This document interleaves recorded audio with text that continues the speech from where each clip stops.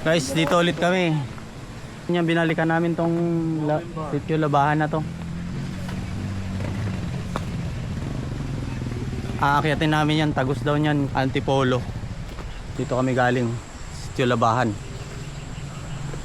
Ang mga kasama ko. Nung nakaraan din namin inakyat to kasi langanin. Ngayon, aakyatin na po namin yan. Papasilip ko ulit muna sa inyo bago kami aakyat.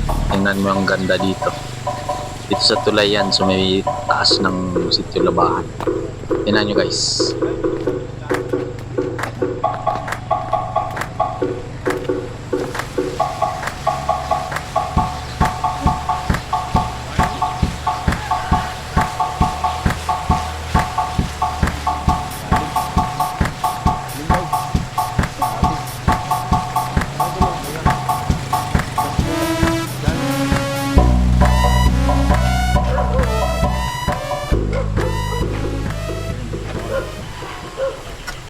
So ayun ko na guys, umpisa na natin yung pag-akyat. Unang sampa pa lang, ahon agad, tuloy-tuloy yan hanggang taas yan, walang recovery. Tignan nyo guys kung paano ko tahi-tahiin yung ahon na to. Oh, patag lang yan, patagilid na. Grabe yan. Tamang 1-2-1 lang tayo para makarating tayo ng taas. Tahi-tahi lang. Grabing tarik. Mas mataas pa to sa Timberland. Mas tuwid pa na ahon. Grabe. Ang kinagandahan nandito, walang sasakyan. Kahit magtahi-tahi ka, okay lang.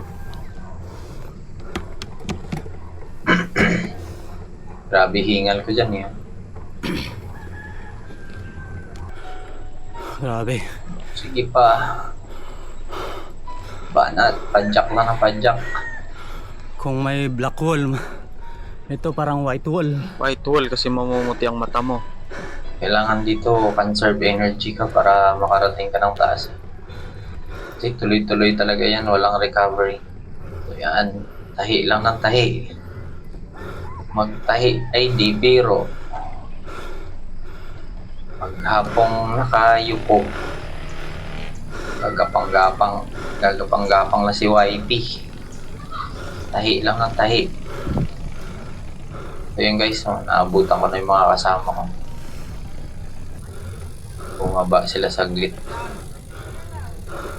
Ako naman tahi lang ng tahi. Tahi lang ng tahi. Ayan. Ayan sila. Shoutout sa inyo.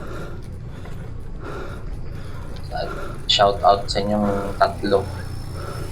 Pinasakyan nyo na. Kayang-kaya na yan. Dandahan lang. Tahi lang. Yan. Grabe hingal. Hindi matumbas ang hingal.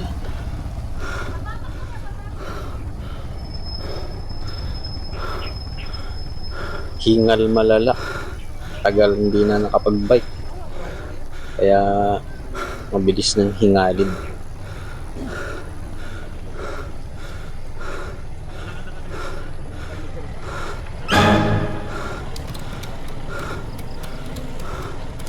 Ahon na to.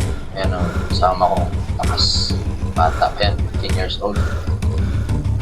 Ito yung inahon namin. Napakatarik. Ito nga pala ay nasa sitio Labahan yun, sa pinakataas niya. Yung diretso namin tagos sa Antipolo. So yun guys, thank you for watching. Bye-bye!